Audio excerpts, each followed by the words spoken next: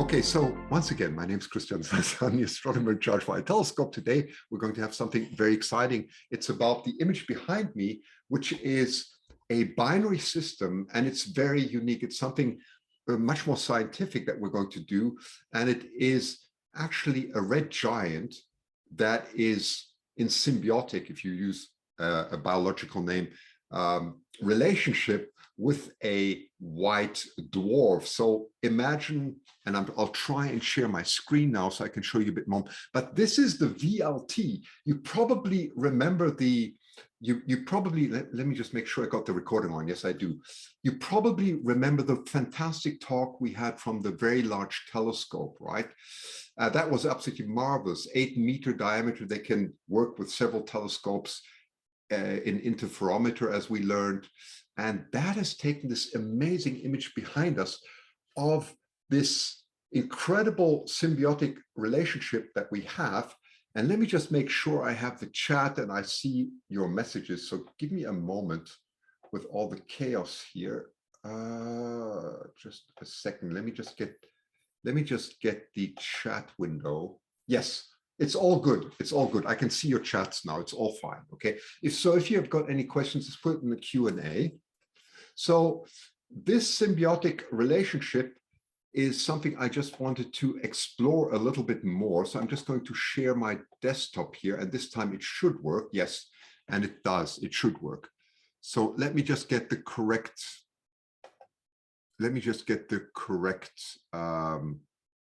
Images. So here you go. This is something that I found in the New York Times. So they vary a lot. So imagine you have this red giant. So what is a red giant? That's when a star comes, like our own sun, to the end of its life and it runs out of helium. It's going to swallow up the Earth, Jupiter, Saturn, and probably most of our planetary system will just be engulfed. And it starts, in this case, it starts pulsating. It's called a mira, whatever you want to call that. And it pulsates regularly, approximately 1 year. This system that we're going to look at today is about 1,000 light years away, I think somewhere around there, but it doesn't matter. It's fairly close. But what is exciting is it's possible to see this with a telescope, right? And so you have this red giant, and what's amazing here is this red giant is actually a binary system. So it's a symbiotic relationship between a white dwarf, which is very much a shrunk system that has nothing left, right? So everything has shrunk and become incredibly dense. It's like the whole sun in the size of approximately the Earth or so, right?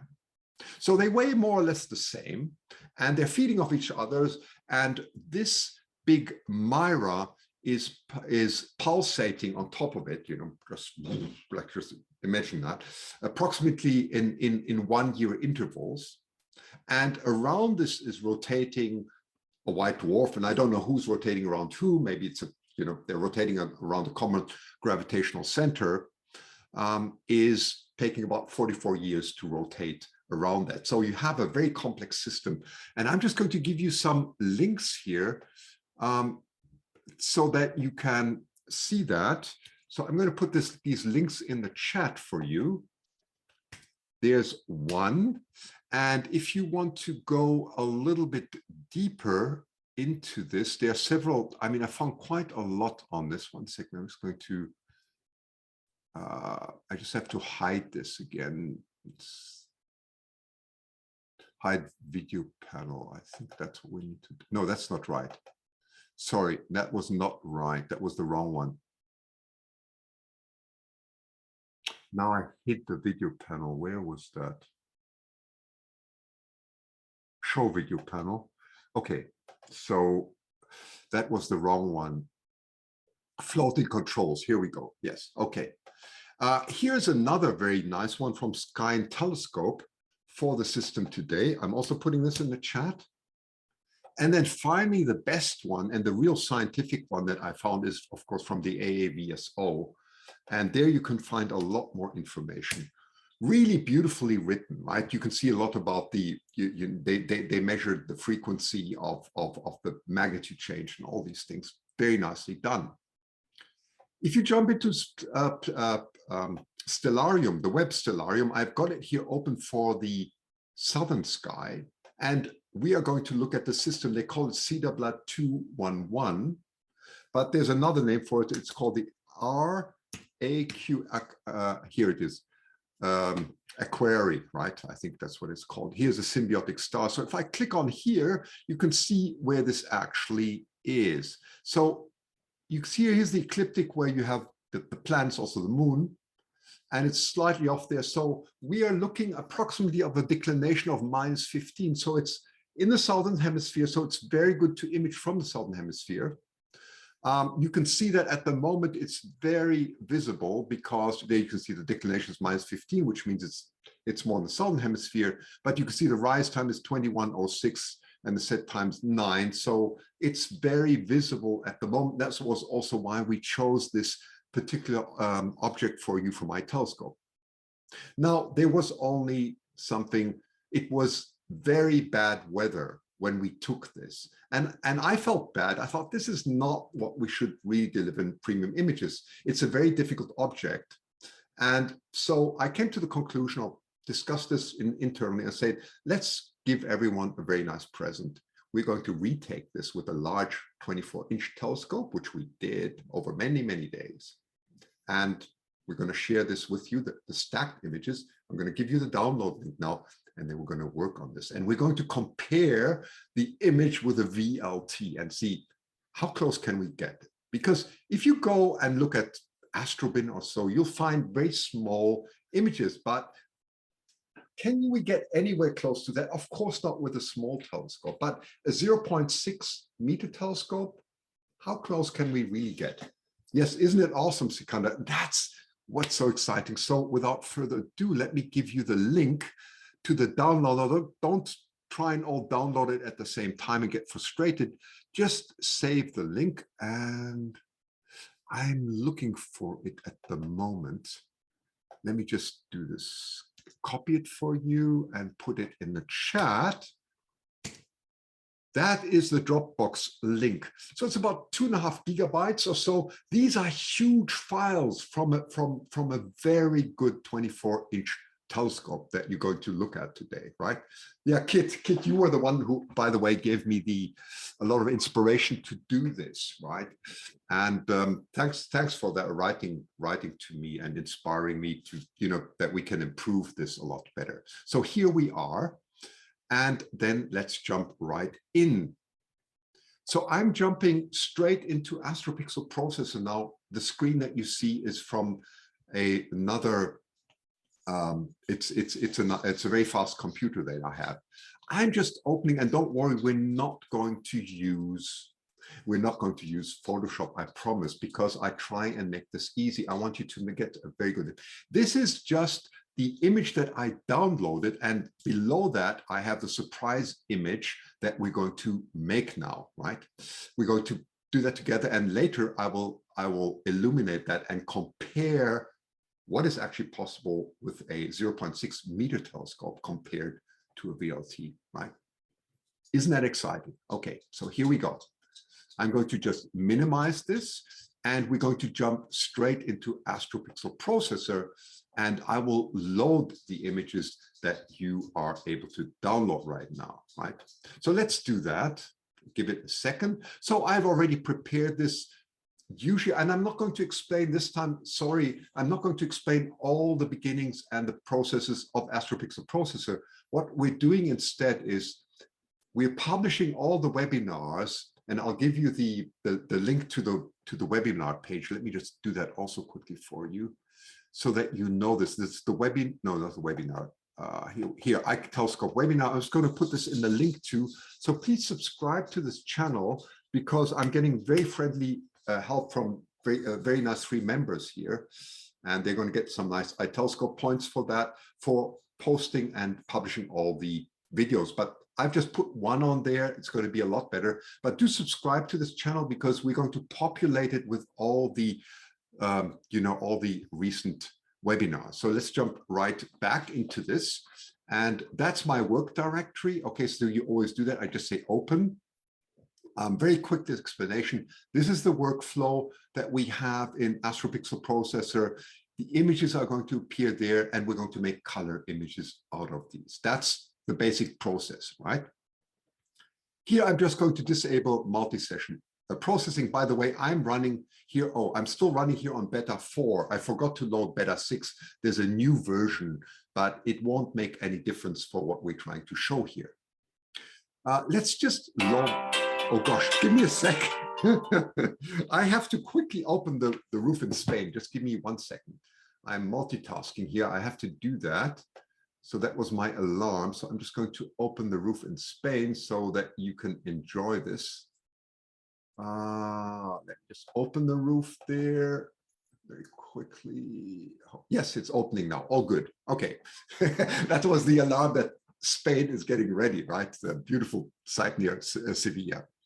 Okay, so here they are. So I'm going to load them, and let's take a look at these stacked images that I just gave you the download link. So it just asks for the filter. I'll explain this as we load them. So these are already stacked images so that we don't have to do the whole process.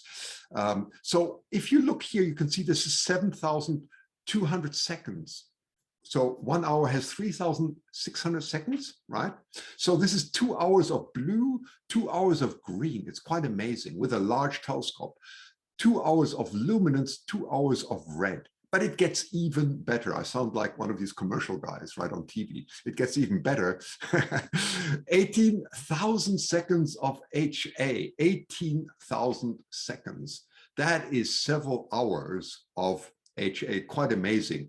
And O3. So those are the narrowband filters that should give us much better resolution. So I'm going to click on one of them, and let's take a look and see what we actually see through this. This is quite funny. So at first, see what is this? So there's some light coming in, I assume, and I didn't look closer to see where this is coming from. But there's some light coming in. And here in the middle end's quite small. We have to actually really zoom in. That is beginning to look a little bit like this VLT image. You can see a little bit, but a lot worse, right? So what you see, the first difference you see is there's a very bright star in the middle. And that is, in fact, the red giant where most of the light is coming from, right? But we cannot separate these two stars. They are somewhere like 0.055 arc seconds apart. You can separate them with a larger radio telescope where you can do interferometer. You can actually separate these two, but not with the VLT. They just removed the central image there from the, that's what they did to make it more apparent. But but we obviously get this very bright star, and then you can see some, something going through the exchange of it's like a planetary nebula. A planetary nebula is not a planetary nebula, but it's the expulsion of a lot of plasma from the star, and you're seeing some of the interaction here, which is quite exciting. So this 0.6 meter telescope is showing some resolution there already.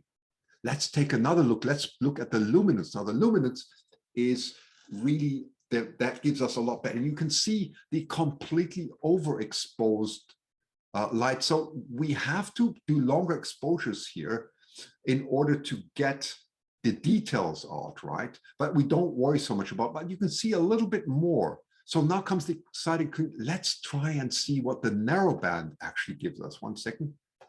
Let me just double click on the narrowband image. Now that's interesting. This is the oxygen. You can see that is some from the ionized oxygen in here that you see. And let's look at the hydrogen. Wow. Isn't that wow? That is stunning. If you ask me, I was flabbergasted. There are insane details here that we can see in the hydrogen alpha. And you can see why I'm looking at this, because this is going to give us the path of how we must do the image processing, to look at these details and understand, because this is not your normal beautiful image. We are trying to look at details and how to get a color image in details. And that's why we're looking at this.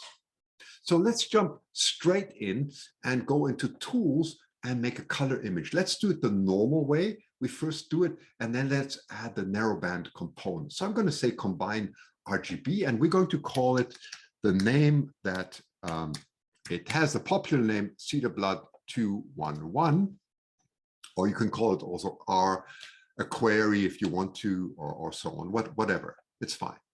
Okay, and I'm going to add the channels now, and here they all are, right? So initially, I'm only going to add the usual ones, the usual ones that we have for an RGB, red, green, and blue. We're going to combine them into a color, right? So I'm just opening them, the stacked images, and then you can do exactly as I'm demonstrating it here, right? So we're just loading all these images as usual, and here are all the channels. We have assigned the blue channel to blue, the green to blue, the green to green, and so on, right? So we make a color image. So this is your preview screen that you have, where we're going to look at the stretched image, and here are your controls to improve the visibility of this image. So I'm going to straight away enable saturation so that we can see the color, right? We want to see the color, put a little bit more saturation. And I'm also, you see SAT saturation. I'm going to bring the saturation threshold back. So those of you who've never seen Astro Pixel Processor, please don't get frustrated. Once we have downloaded all the webinars, and also in future, I'll be giving more detailed webinars from the beginning, but this is just a very special day where I'm sharing images, and I really want to focus on one particular aspect. So I hope you understand that. So I'm putting a little bit more saturation into this, and let's press on recalculate and see what this image is actually going to look like.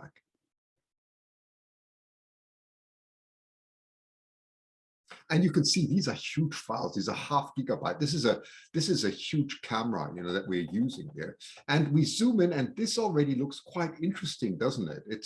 It's quite fascinating. You can see, of course, the very dominating red giant here, giving this immense colors. But you can see that especially the luminance channel is showing us some detail. So let's process this first, and then start mixing in the narrowbands as we usually do. Okay, so I'm going to leave it like this, and I'm just going to say save, because that's usually what we do. We save the color image, right? I'm just going to do that. And it's saved in a linear fashion. So whatever we see here on the screen is not affected by the way it's saved. You see here it is LRGB1, that's fine. I'm just going to say okay. And it's saved on the left-hand side. So we leave that menu, and I'm going to now do the usual things that we usually do. I'm going to say calibrate star colors, and here's the image that we've just processed. And it's first going to say again, well, before you do star color calibration, please calibrate the background, right? Make it even. So we'll do that, yes. So we'll just load it in. And now it's only very big. So what we're going to do now is we're first going to crop this image, because it's going to accelerate our whole process. We don't need all this around. Well, so instead of doing this, let's first crop the image and everything. So there's a process called batch crop, where I can just crop the central part and we don't worry about the rest. And that will accelerate everything we are doing quite a lot, because this is all space that we are not going to include. If you like to do this for yourselves and you really like the light coming in, which is also beautiful, you can process the whole image. But let's do the cropping. So I'm going to jump out of this again, and I'm going to jump into batch crop. You see batch crop? And what am I going to do? I'm going to load all of these. I'm going to crop all of these so that I can later mix them in any way I wish to, plus the image there. So we're going to all batch crop them so they all have the same dimension, right? That's very important. Otherwise, we can't combine them in a way. So let's batch crop the whole lot. I'm going to say open, and it says, there are all of them. Do you want to modify these files? Yes, I do. Okay, so now we're loading this in here, and there it is. And this is one of the images that you can see here, right? One of the filters that has first been loaded. So I'm going to try and crop this now. So how do we crop this? I just I just point my mouse somewhere and leave it down, and now just drag and try and make this quite big, because you don't want to crop too close, because you need to include a lot of stars. So at the moment, you can see my dimensions on the side are 3962 by 3957. Yeah, I'm going to try and make it sort of almost a square. So I'm just a tiny bit changing this. It's a little bit cumbersome, I agree, but I'm going to try and keep them as much. I'm going to make them as even as possible, 5, 6. And then I'm going to move this 1 second. There's 4,000. Yeah, we're almost there. I'm going to try and get them as close as I can. There we go. You see, I've got the dimensions 4,025 by 4,025. And now I'm just going to center this a bit better, which I can do this way. Okay, because I want to make this nice and square, right? Like that, approximately, maybe a little bit up. So you can, I know it's a little bit cumbersome, but it does work. And it's good to do this in this workflow right here. So there we go. And I'm just going to say crop, right? So it's opening the work directory again. I'm going to say OK. And it's again here, it's going to give the amendment with crop. And I say, yeah, that's good. Let's do it. And it's just cropping everything and saving. That makes our life a lot easier, right? You say OK for that. It's just going to process them all, which it did. So now we jump back, and it's going to go a lot faster. I'm going to say again, calibrate star colors. And let's, for fun, just use the one. Here you are. That's the LRGB crop. But it's good, again, to crop all of them, because you'll find out that you need to experiment. So when you crop all of them, it's going to make your life a lot easier. Okay, let's load this. And again, it asks you to, for the gradients. Now this goes a lot faster, the loading. You see that? And now I'm really going to stretch the image. Here's the stretch on the side. I'm going to stretch it as much as possible. So I'm just going to, so now we have to sort of calibrate. You can see it's a lot lighter here than there. So we have to tell Astro Pixel Processor, this is all the background, and it should more or less be even. This is very easy to do. So I'm just going to put these calibration samples, these areas here on the side, about 8 or so. We're going to put all around the side, the way we usually do this. And yeah, that's about it, right? And I'm just going to say here, recalculate. Okay, so let's do that. And you can see that's evened it out a lot better, right? So we don't need to do anything anymore, because it looks quite even over that. So that's all we're going to do. If you want to see how the subtraction model looks, you see it subtracted quite a lot here in that corner and much less there. So that's the subtraction mask from it, okay? So again, I'm going to say show corrected image. There we go. And now we're going to just say OK and save, and I'm going to do that, right? And now it says, well, we can calibrate star colors. Now you can see why I had to select a larger area, so that we can take samples of the Milky Way and so on as the background. Okay, so I'm going to do that. I'm going to take a large area here and a large area there. And we're going to say these are your samples, and these are representative of our Milky Way. And just to repeat that really quickly, about 85% are more red and 15% are more blue. And knowing that, we can sort of get an idea of what this should really look like, the color. So let's do it. So we just say recalculate. Let's do that. And it goes very fast now. And there's your distribution of stars. Again, I'm not going to spend too much time today going into this, but we need to get, it gets redder up here and bluer down here. So we need to redistribute these slightly and get a bit more red stars than blue stars. So I'm going to shift this. Look at the scale. It's 0.05 per axis. So I'm just going to shift this slightly up by about 0.05. And let's see how that is. Recalculate it. And yeah, maybe a little bit more. Let's do a little bit more. Maybe 0.10. And let's see how that goes. Recalculate. And that looks quite like a healthy distribution. Most of them are in the first quadrant. If you call the first quadrant up here, that's where most of them are. I'm going to just de-stretch it a bit so we see the details much better. And there you go. That looks quite nice, actually. You can see the blues coming out quite nice here. Obviously, some oxygen. Oops, sorry, I didn't want to do that. That looks actually quite good, and we're done. So I'm just going to save this also on the left-hand side again. Okay, and save, and we're done here. So we've got all this. It's being cropped. We've done the light pollution or the background correction, and also the star color correction. In that, we're going to say, okay, great, fine.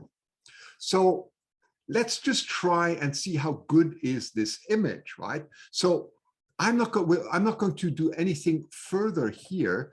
I'm going to export this image, and I'm just going to sharpen it with Topaz. And let's have a look and see how good are we actually right now, and then see if we can improve this. Okay, so let's go straight to the right-hand side where we save it as a stretched image, as a TIFF image. So instead of using fits, we're doing TIFF now. So I'm going to say, okay. And here it is. There's our cropped image. And I'm just going to say, let's just see how much we should stretch it to see some details. You can see that we have so much brightness here, but we shouldn't make it too bright because it's just so overwhelming. Maybe a little bit more. So you can just, and I'm not doing any HDR or so here. I just want to show on one single image what we can do. So let's save it like this. Okay, let's save it. Goes back into it. We save it as a TIFF file, and I say, okay, and let's try and work on this image and then see if we can improve it.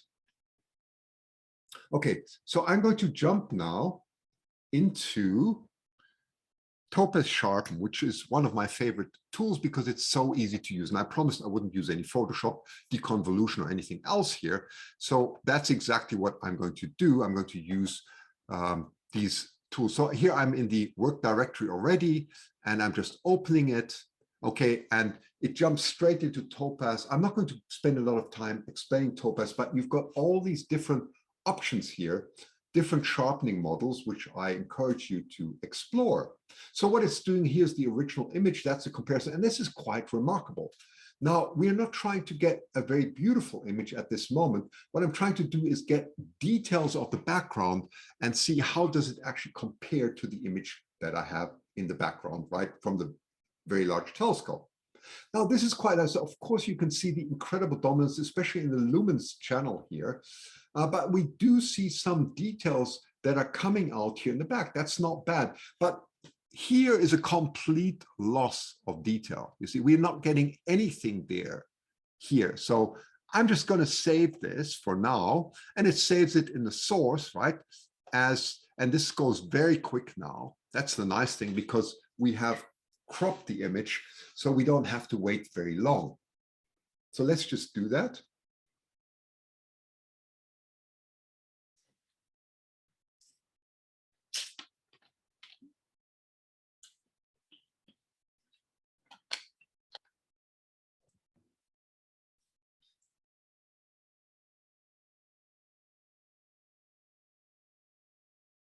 Takes a moment. Can you imagine how long this would take on if we took the whole, the whole image would take very long, but this is going really fast now.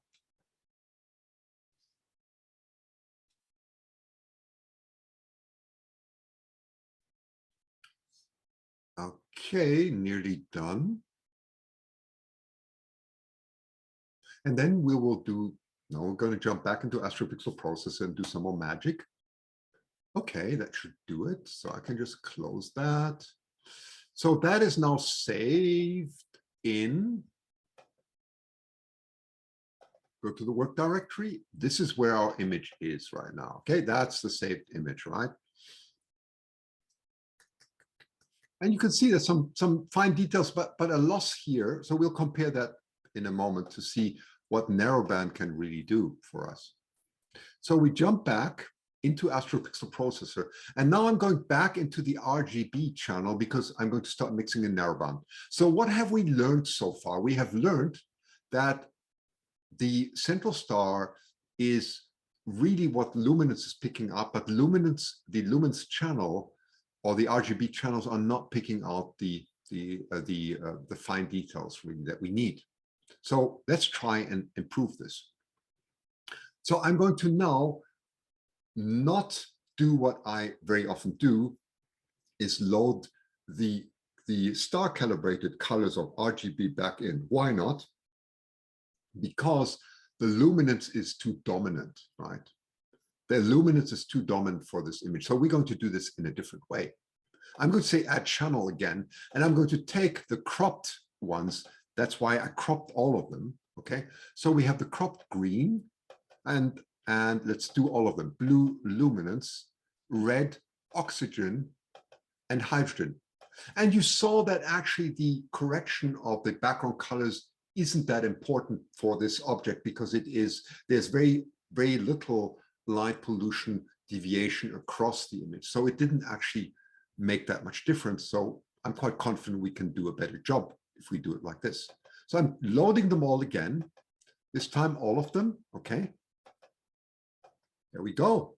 And all the channels are there. Now we have to assign them. So here's our recipe again, okay? So we're not going to go to LRGB. What I'm going to do now is experiment with different recipes here. And one of them that I want to use is probably LRGB SHO. Well, we don't have sulfur because there's no sulfur content. I can't say there's no sulfur content, but let's say very little. So that's why we omitted the sulfur filter. So we should rather look for LRGB HOO, right? Hydrogen, oxygen, oxygen. That's often how these are mixed. So that's the one we're going to do.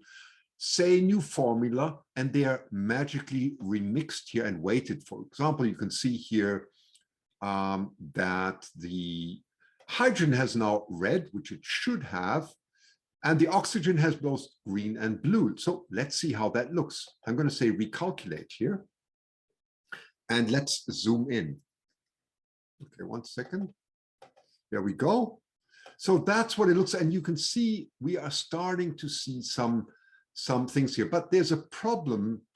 The luminous channel is completely dominating the mix here. So I'm going to take the luminance out, which may come as a surprise for you, because we've already seen that the luminance is so dominating the center. So I'm saying goodbye luminance, and we're going to do a recalculation here without the luminance. Now that looks a lot better, because suddenly you can see that the other channels are getting there, but the red is really red.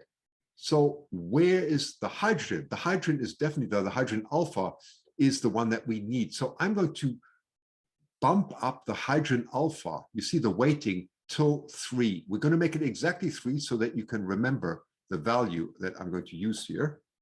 So we're going to bump it right up to 3, and then we're going to look again at the details. So I'm just going down with my arrow keys, and I'm going to say recalculate now. Beautiful. You see how that detail's coming out now? Isn't that incredible? We're getting there. There's only one thing that I don't like here, or 2 things I don't like here. The first one is the oxygen seems weak, so let's bump up the oxygen. I want to see a little bit more there, you know, of the blue. And so I'm going to, there's the oxygen channel. I'm going to put the green to 50% to give it a little bit more of the bluish color. And I'm also going to bump up the oxygen. Let's try 2 as a value. Okay, let's try 2. Give it more weight to the narrow band here. Let's try that and recalculate and see how that looks. That's nice. You see how nice the oxygen details are coming out here? But the hydrogen is hardly visible. So here comes the trick. We need to give the hydrogen a little bit of luminance. That's the key thing. So you can see there is a luminance channel. So you can instead of using the luminous channel for luminance, which is far too broad and didn't give us the details, we are now going to give the hydrogen alpha. I'm going to give it a little bit only because it's very strong, a little bit of luminance so that we can see more of this. I just put the L value to 5 and going to do a recalculation now. Now, isn't that interesting? Here we are nearly there. You can see all the fine details coming out in the background. The star is still quite bright. That's difficult to get rid of. We could use star exterminator, other things, but I'm not going to go into that right now. I'm just interested in this detail, but it looks a lot better because we have now actually been able to Hopefully I'm still there. Wait a minute. Am I still there? I saw some, 1 sec. Is it still recording? I just saw I had a reconnection problem. Just let me know if this is still, am I still there? Yes, thank you very much. Thank you. Okay, good, good. Yeah, I just got worried. All good. Thank you very much, everyone. Thank you. Good, because I just saw a reconnection problem somewhere. So, but it wasn't on this channel. Thank goodness not. Okay, good, good. So anyway, so here we are. So let's try and export this image. So we now have to find a good stretch for it so that we don't lose the outer details. But so I'm going to take just a medium one like I did there. Let's take approximately 10% 3 sigma. Let's do this one. And let's export this. First of all, I'm going to say save so we don't lose this. Save this. And you can see here's and it's not L. We have eliminated the L. So I'm just going to take that out. We have the RGB and we have actually got 3 times the H. So I'm just putting it in. And of the O, we used the 2. And that's a nice way of just remembering what you're doing. So we have done RGB 3 times the weight of the H, 2 times the weight of the O. And I'm just putting that as a, that we remember that. How we did this. And now we're going to just save this on the right-hand side. That's not working. Sometimes it doesn't. I'm just going to cancel this, get out and get back into it. That's no problem. Now I just have to find it 1 second. There's always a little bit of a jungle. Here we are. Here we are. There it is. Okay. I'm just going to load this again. There you go. And now I'm going to save it. You see, save it on the right-hand side so we can export it and then use it as a TIFF file. So there you go. It's ST. That's fine. We stretch it. And now comes the fun part. What happens if we take this image now and we go back into Topaz Sharpen, which is, they do deconvolution too, by the way, and very smart deconvolution. That's why I'm so excited to show this to you. Here's the image that we're going to show. And here it is. You can see there are a lot more details in this image. So let's just do, that's the original. And I'm using the out of focus, very blurry. I played with these already to save time to see which one it is. And wow, look at the level of detail that's coming out of this. Isn't that quite incredible? Look at the background coming out too. Now you may say that this is a bit over sharpened, but keep in mind, we're going to compare this now to the VLT, right? So really beautiful. You can go even further. If you stretch the remove blur, we can go even further and stretch it. And suppress noise is important because there's a lot of color noise in here. You see, this really maybe exacerbates it a bit, but wow, the details are coming out fine. If you want to suppress a bit more noise of the color noise, you can also do that here in a very simple way, really. Okay, so I'm going to just save this. It's very exciting. I'm going to save it, and then let's compare and see what we actually got here, right? So just give us a moment. It looks like a chemistry formula, doesn't it? Right? It's quite incredible.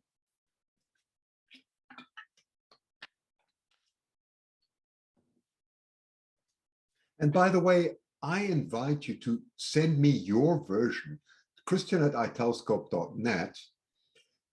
If you found even a better way, and probably by taking more time to get even more, you've got really top APOD quality stacked images. It is really top what I just gave to you for on with compliments from iTelescope for free, but this is really as good as it gets with a very good telescope. Okay, so if you can do even better than I would be happy to see it. Send me your results, and I'll be happy to share them in newsletters or so on. So go ahead and have fun. That would be fantastic to see. Okay, so I'm just going to close this now, and let's have a look now and see what we actually have here. So I'm just going to go to view extra large so I can see what we're doing here. So we have this and that one. We have the LRGB first. So I'm going to show you again the LRGB. Let's just zoom in here. So this was the LRGB one that we did. And I just have to go forward to find the right one.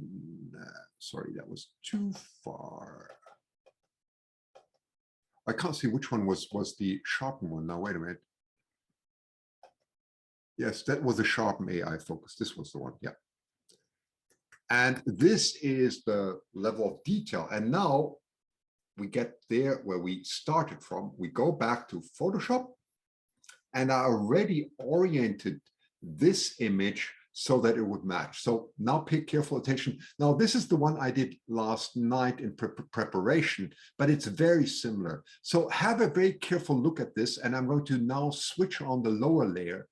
And now we do a comparison. I'm just going to zoom in, and I'll pay careful attention. Wait, that's too much zoom. That was a bit too much. I'll leave it like this, okay? And I'm going to switch this on and off. Look at this. Isn't that stunning? Isn't that stunning? Of course, you have the brights in, but look at all these details that we're getting from, look at the details from the VLT and compare them to what we have. You see this part here? Look at all the details. It's stunning. Look at this. That's the VLT. That's us. Isn't that amazing? You see these, everything almost matches. It's stunning. You see all these sharpened parts here. Look at that. That's a VLT. Isn't that, yes, that's a very large telescope. VLT is the very large 8-meter telescope, the biggest telescope that they have at this time on Earth. That's amazing, okay? That's a very large telescope. Have a look at what Massimo gave, and it's stunning. Look, even these details here are coming out here. See that? There, all these details we are seeing. I mean, that's insane, right? Yes, it's 150K versus 1 billion. I know. It's, you know, Sikanda and others, I was stunned when I saw this result. I was stunned. Now, maybe the VLT could do a better job. I'm sure they can, but that it's actually possible to do this is insane. And I challenge you to compare this image with what you find on Astrobin or any others. There's nothing that comes close to what we have just done in the quality, right? Or if, then there are very few. There may be one or two that I've skipped or so or not seen, but it's quite amazing. How long did this take?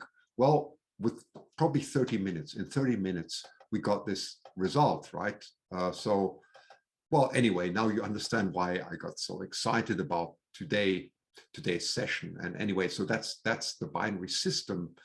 And I'm just going to stop the share of the screen. Let me just do that quickly. 1 second. I just have to bring the panel back if I find it. 1 second. This is always the problem with find things with is that quite amazing for 30 minutes? Yes, it is. Oh, by the way, here's the iTelescope. Here again is the iTelescope webinar. Do subscribe to it because they're all going to publish there. I'm going to just put this here again, and I'm still trying to find where my, this is something I don't like about Zoom. Because, there it is. Now I found my panel again. There we go. Stop share. And I'm also going to stop the recording. And then if you have some questions, we go into this. We can go into this. But the recording will be available in 24 hours.